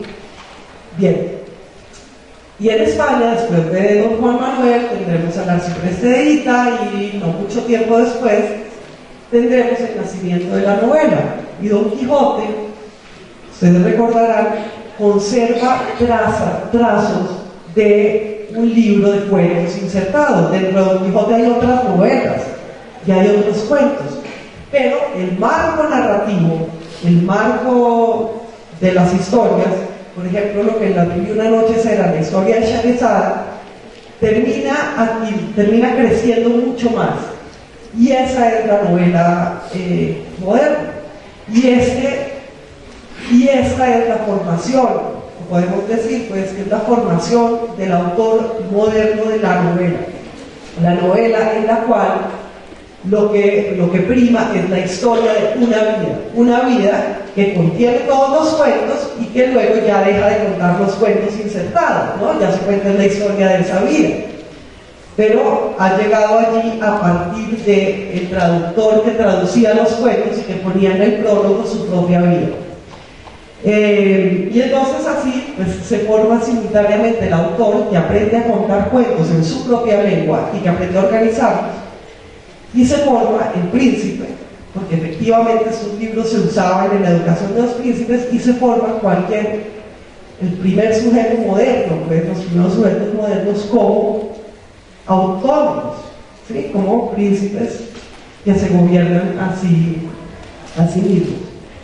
Y Cervantes pues, es muy consciente de eso, no solo en El Quijote, sino en su novela ejemplar, El Coloquio de los Perros. Las novelas ejemplares son como si fueran esas fábulas, pero ya sin marco, o sea, lo contrario del Quijote. Y una de ellas es una conversación entre dos perros, que son como Calila y Dimna. Y son dos perros picarescos, pero al final de esa conversación entre los perros, que tiene lugar en toda una noche, un perro le dice al otro: bueno, ya va siendo el final de esta noche y tenemos que callarnos, porque ya pues, llega la mañana en que los perros no hablan. Y esa mañana en la que los perros no hablan es también la mañana de la modernidad, ¿sí? De los conocimientos separados, de esta separación del conocimiento científico y el conocimiento ético y estético. Esa es la mañana en la que ya los perros no saben hablar, como si sabían en la Edad Media, y en este conocimiento de las fábulas que integraba todo lo que el ser humano quería saber. Yo creo que ya voy a ir terminando, pero antes de terminar quería contarles otra fábula, porque pues, me parece mejor oír fábulas, que es una fábula muy rara, y la voy a leer de Calila y Dimna, pero no la voy a leer en el castellano antiguo, pues porque sería como medio payaso la pronunciación del castellano antiguo y tal, a ver si no la sé hacer bien, entonces la voy a ir adaptando. Se llama El asno sin corazón y sin orejas. Y ese cuento lo cuenta un simio que está adentro de un cuento que se llama El simio y la tortuga, que le cuenta Calila a Dimna. Entonces dijo el simio: dicen que un león vivía en cierto lugar, y en ese lugar había también un lobo que se comía sus sobras, las sobras que dejaba el león. Y el león se enfermó tanto que estuvo muy débil, muy atribulado y no podía cazar. Y entonces el lobo le dijo: señor, tu estado es ya terrible, ya ni siquiera puedes cazar, ¿esto a qué se debe? Y dice el león: se debe a esta sarna que tengo y que tú ves, y para esta sarna no hay ninguna otra medicina sino orejas y corazón de uno. Y entonces el lobo le dijo: yo sé de un lugar en donde hay un burro que es de un señor que trae por acá unas telas, y apenas el señor lo descarga, deja al burro solo en el prado. Yo voy a ir y te lo voy a cazar y te lo voy a traer, y así tú le puedes comer las orejas y el corazón. Y dijo el león: bueno, hazlo si puedes, pues mi medicina y mi salud dependen de eso. Y entonces el lobo se fue y encontró al asno por allá en el prado y le dijo: asno, ¿por qué estás tan flaco y por qué tienes esas mataduras en el costado? Y el asno dijo: porque este jinete, este comerciante que me usa, me hace esas mataduras, me usa todo el tiempo y además me da poquita cebada. Y entonces el lobo le dijo: yo te voy a enseñar un lugar súper bueno y muy apartado, donde no hay hombres y no te pueden maltratar, sino que hay unas burras, las más hermosas que nadie ha visto, y esas burras necesitan machos. Y entonces dijo el asno: pues vayamos allá, que si no lo quisiesen, sino por la codicia de tu amor, esto me faría ya contigo, que yo lo haría aunque fuera por complacer. Y entonces se fueron ambos. Entonces se llevó el lobo al burro donde supuestamente estaban las burras, pero no, se lo llevó fue donde el prado donde estaba el león, y el león enseguida le saltó encima al asno para comérselo. Pero el león estaba tan débil que el asno se le pudo salir de entre las garras y se volvió a su lugar. Y entonces el lobo le dijo al león: ¿cómo así que te traje este burro engañado para que lo cazaras, y te lo puse delante y no lo pudiste cazar? Y el león dijo: es que estoy, como dices, muy enfermo, pero tráemelo otra vez, que esta vez no se me escapará. Y entonces el lobo le dice al león: no, yo creo que el asno ya está escarmentado y ya yo no le puedo salir con el mismo cuento de que es que hay unas asnas y tal, y volvértelo a traer para que te lo comas. Y el león le dice: no, pues trata.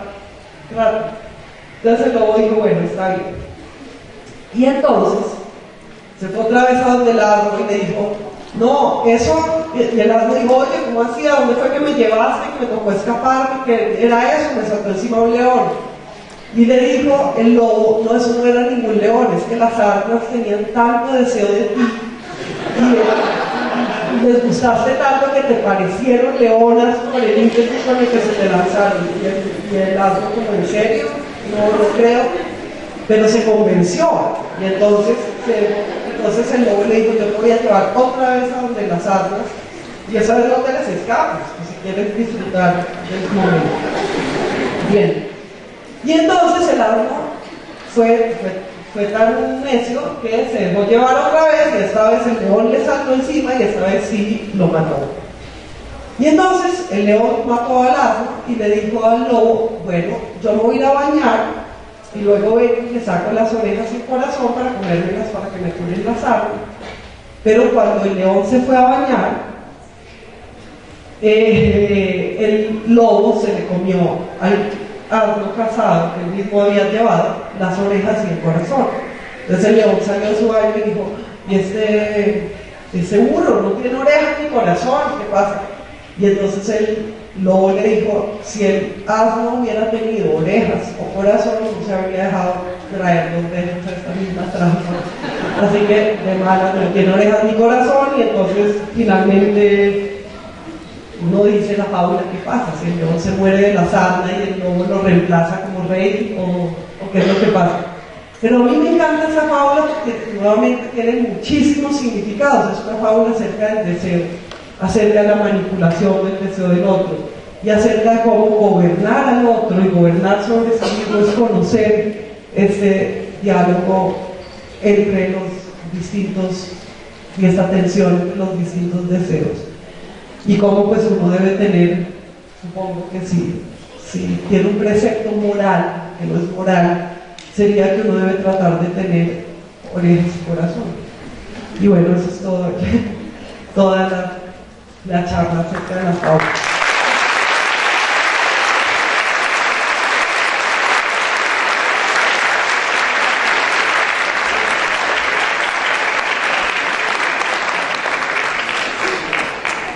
Muchas gracias a nuestra invitada Carolina Sanín y abrimos entonces el momento para la ronda de preguntas y diálogo con Carolina. Por favor, levantan la mano quien quiera iniciar, ya le llevo el micrófono.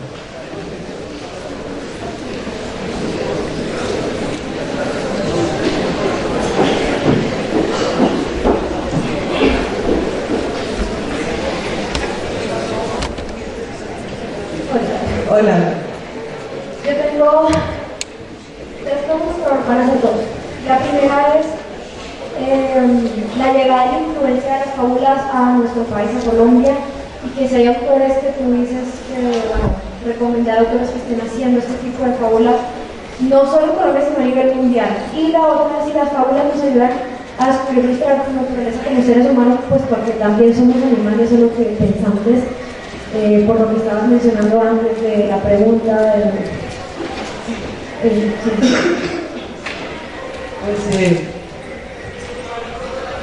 yo no sé realmente de muchos autores fabulistas contemporáneos. Sé, por ejemplo, varias adaptaciones que se han hecho de Calila y Digna. Una adaptación al inglés que hizo Ramsey Wood y otra adaptación reciente al castellano que salió creo que en editorial Acantilado. Pero hay autores que han tratado de seguir o de revivir o de ensayar con esta tradición de los relatos enmarcados. Entonces, por ejemplo, hay un libro de Salman Rushdie que se llama Harun y el mar de las historias, que es pues, en esta misma tradición. Y hay, por supuesto, y eso me parece interesante abordarlo a raíz de tu pregunta, muchos cuentos para niños que tienen animales, pero no solo. Como que esa tradición de los animales parlantes, pues ha seguido viva y vivísima a través de Disney, ¿sí? Y a través de un montón de otros autores y otras industrias. Lo que pasa es que, claro, es ligeramente distinto. No sé qué tan vivocas sean las fábulas de Disney, pero las menciono porque me interesa que sigamos usando el animal que habla como una manera de transmitirle contenidos culturales a los niños. O sea, usamos los animales que no pueden hablar nuestra lengua como un contacto con los niños, ¿no? Como para establecer contacto con los niños. Y decía el autor de Calila y Digna, uno de los autores, el traductor, dice, todos estos libros tienen un senso encubierto, dice luego traducido al castellano antiguo, un sentido cubierto.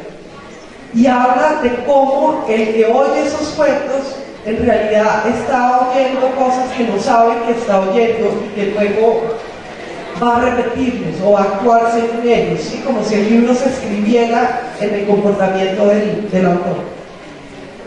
Y luego Juan Manuel dice que estos cuentos son como las medicinas que se cubren con azúcar y que como al hígado le gustan las cosas dulces, entonces el hígado coge el azúcar sin saber que le está entrando también la medicina.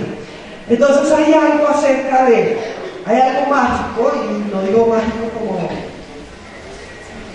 o sea, digo mágico intencionalmente, en que sean los animales los que hablan, porque creían algunos de estos autores medievales que está entrando a otra parte del ser humano que llamaríamos nosotros inconsciente, los medievales lo llamarían el corazón, ¿sí? Los contenidos de estas fábulas sin que pasen por el intelecto o algo así, o esquivando el intelecto, ¿no? Entonces, bueno, de eso se podría decir mucho más. ¿Cómo es realmente que enseñan las fábulas? ¿Cómo es su enseñanza que no es moral, pero que tampoco es intelectual, sino una especie de conciencia de que adentro, y esto contesta tu segunda pregunta, de que adentro del hombre está todo, conversando entre sí. Es como este saber o esta enseñanza por analogías. Pero esta enseñanza por analogías tú no la recibes diciendo, sí, el león dentro de mí es mi razón, sino que inmediatamente ocurre un proceso de simpatía por el cual entiendes eso sin tener que racionalizarlo o algo así. Bueno, yo tengo 3 preguntas. Y es, ¿de dónde sale la picaresca? ¿De dónde salen los refranes? Y si estas hicieron parte de esa educación. Y si los perros van al cielo también. Es que está muy... Bueno, primero, ¿de dónde sale la picaresca? La picaresca es un género de comienzos de la modernidad. De hecho, la picaresca sale de muchos lados. Hay una influencia árabe, pues eso no es de este tema, es otro tema. La picaresca evoluciona al lado con las fábulas y al lado con los libros de relatos enmarcados, pero procede parte de un género de la literatura árabe que se llama la Macamat. Y bueno, eso es una historia muy larga que no vamos a contar ahora. Pero la picaresca evoluciona después de esto, es un poco posterior. Ya saben que la picaresca, el héroe de la picaresca, pues es el pícaro, que es un muchacho que está por fuera de la ley, un ladronzuelo, ¿sí? Y que crece en el hambre. Y la picaresca es un relato del hambre. Y además la picaresca se relaciona muy estrechamente también con la realidad, es una novela realista, con la realidad del Imperio Español en ese momento. Y lo que sí conecta tu pregunta con esto es que esa primera persona, el pícaro, porque el pícaro es esencialmente el pícaro que cuenta su historia, es un personaje autobiográfico, es un narrador autobiográfico que narra en primera persona.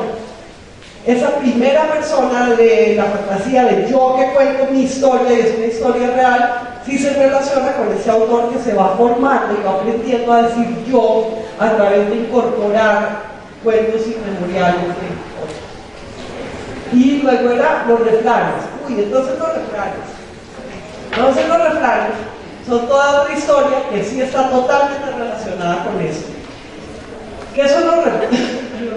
Los refranes son leyes establecidas que son más o menos falsas, más o menos verdaderas y que usan ejemplos del reino de la naturaleza, ¿sí? Cuando el río suena, piedras lleva, pues sí, los ríos que suenan pues suelen tener piedras y suele la corriente sonar más al estrellarse con las piedras. Ahora, la extrapolación de eso, aunque todo chisme tiene una base verdadera, pues no es cierto, ¿sí?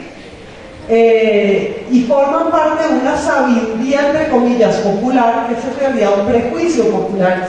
Por eso a Cervantes se burla tanto de los refranes realmente, porque Sancho Panza siempre los cruza y los usa mal y los trastoca, y eso también constituye una crítica contra esa tal sabiduría popular que está en los refranes.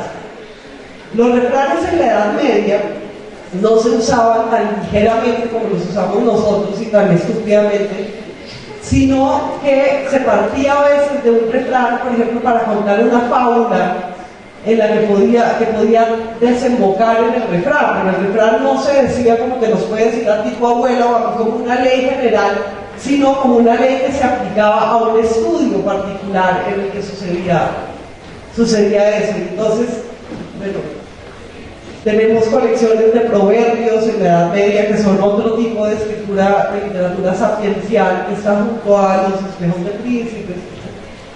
¿Y qué otra parte tenía la pregunta?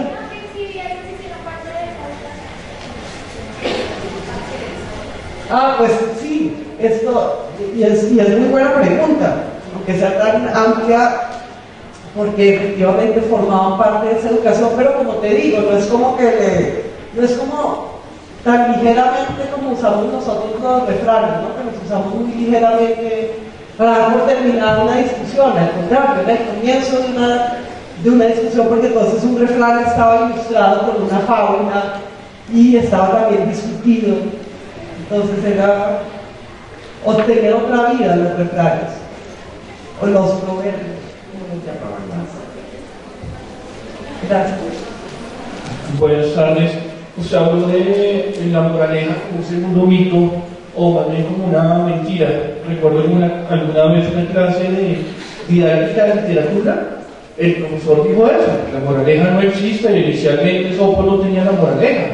Eso seguramente fue, pues, con todo respeto también como licenciado, una manipulación de los profesores para que los niños hicieran caso. Y pues los niños como que les gustaba que les hablaran de un conejo y bueno, otros temas.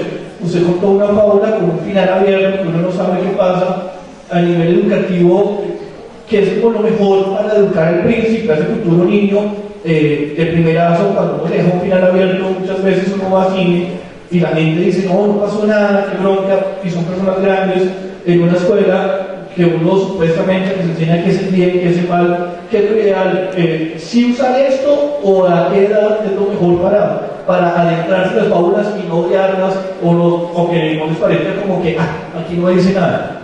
Pues no sé cómo contestarte porque no soy pedagoga y no sé qué sea mejor para, no sé, con que el niño quede más tranquilo. Si yo fuera a contar una fábula a un niño, se la contaría de esta manera y no dándole la moraleja, porque es que justamente las fábulas son acerca de la infinita libertad del ser humano. Es increíble cómo se convirtieron en lo contrario, ¿no?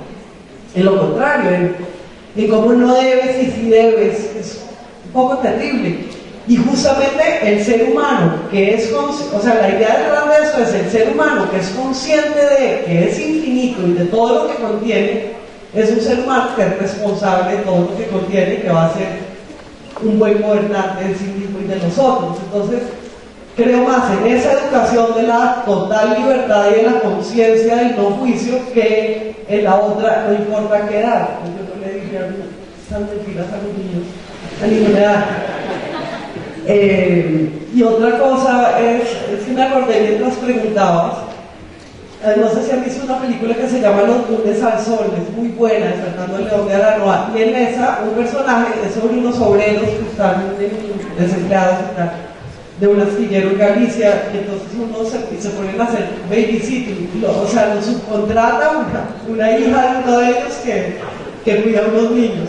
Entonces es muy gracioso y muy patético y tal, pero el caso es que uno de ellos, que está actuado encarnado por Javier Bardem, le cuenta al niño le lee el cuento de la cigarra y la hormiga. ¿Se acuerdan? Que es que la hormiga ahorra todo el verano mientras la cigarra se dedica a cantar, y que después del verano la cigarra le pide a la hormiga, oye, dame un poco de toda esa comida que guardaste, y la hormiga dice, no, tú has debido guardar tu propio alimento. Entonces dice el personaje Javier Bardem, que es ese obrero sindicalista, dice, no, ¿cómo es posible esta desgraciada y solidaria?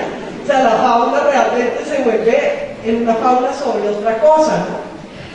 Y esa fábula, si tuviera puesto, pues si viene en un libro de los fabulistas franceses, diría al final, moraleja, debes ahorrar para el futuro. Y pues no, esa fábula de lo que o sea, la cigarra que va a ahorrar si la cigarra lo que hace es cantar, como para qué va a ahorrar si la hormiga de pronto tiene para, o sea, un montón de cosas. Está chévere en esa escena de esa película, es genial. Bueno. Hola, buenas noches. ¿Dónde estás? Empezaste la tradición oral, la tradición fabulista, cronológicamente desde la tradición latina.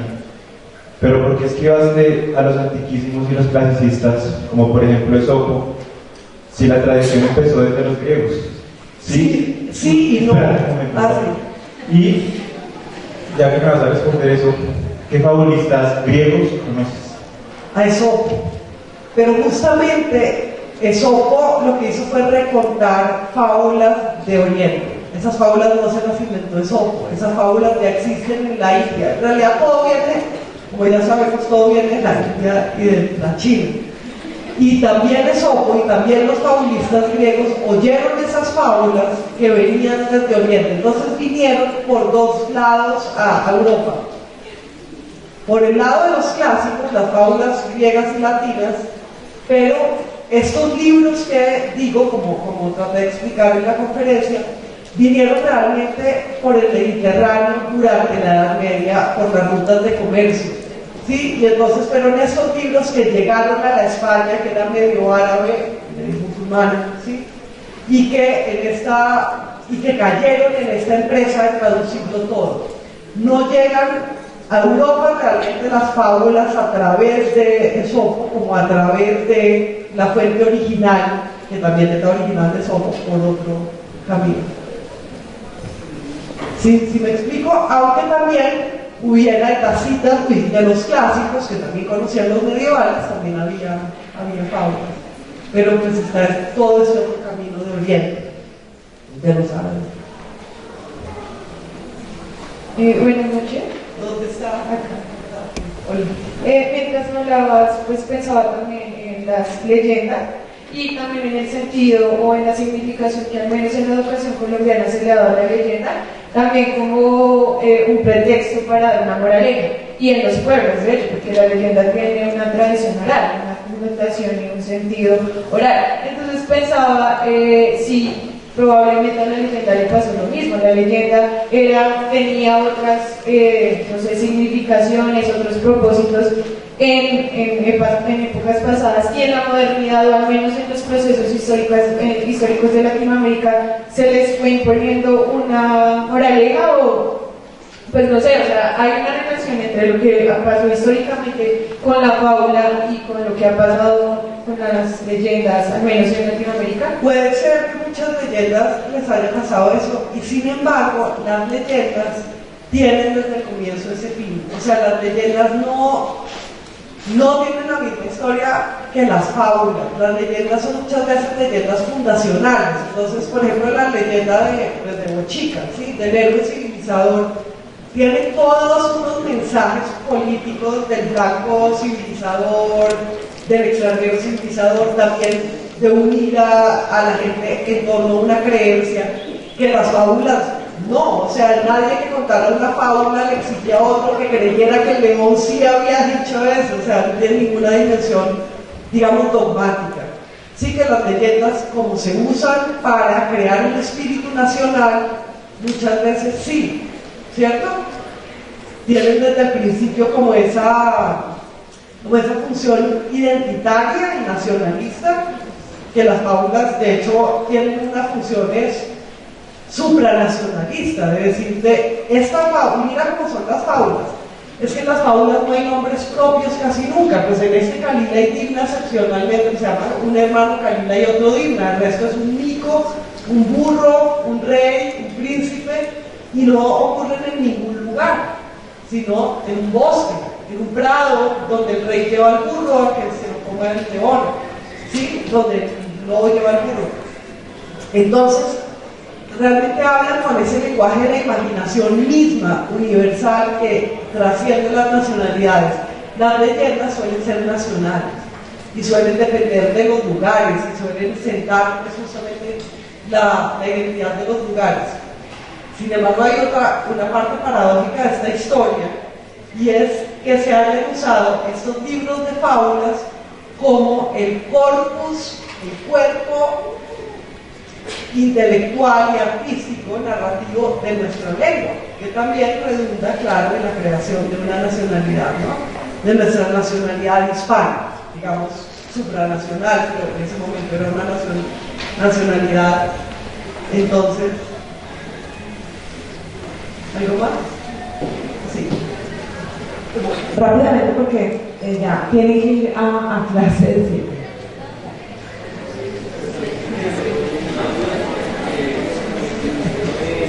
¿Quieres un micrófono? Ya te lo vamos a dar.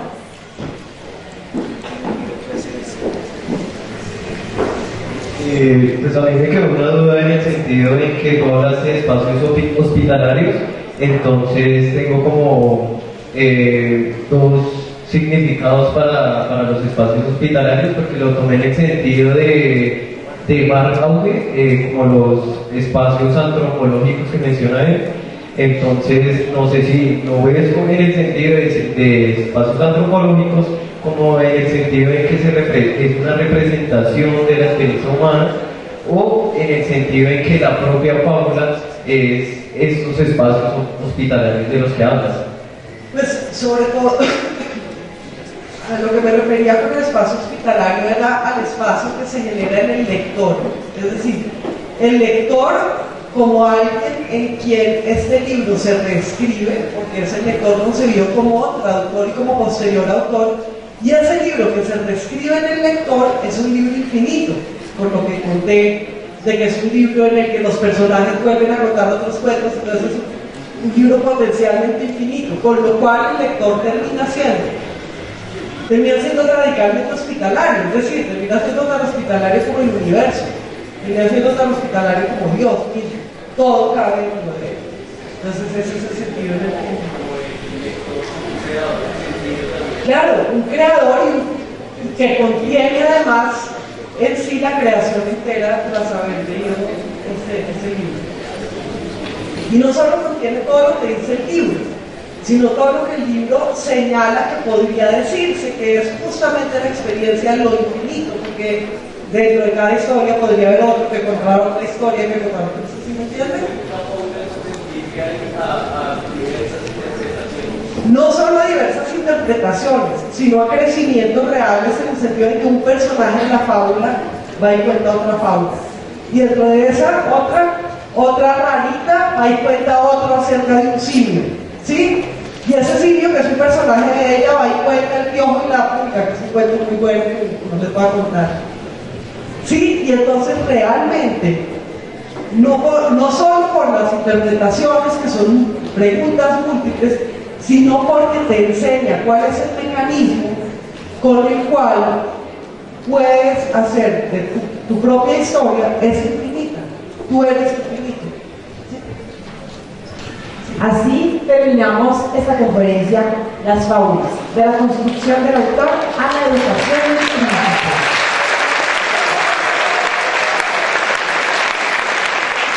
Muchas gracias a la profesora Yolanda Santamaría, profesora de la Maestría en Infancia y Cultura y directora de la Cátedra UNESCO, y a su equipo de trabajo por su apoyo en la organización de esta sesión. Gracias también al profesor Humberto Alexis Rodríguez, de la licenciatura en Lengua Castellana, por incluir esta conferencia en la segunda semana de Humanidades. Muchas gracias a toda la comunidad universitaria por su asistencia, a los estudiantes de la maestría, de la especialización y también a todos los estudiantes de la licenciatura en Lengua Castellana y Pedagogía Infantil. Gracias por su asistencia. Muchas gracias a nuestra conferencista invitada, Carolina Sanín. Bienvenida siempre y hasta pronto.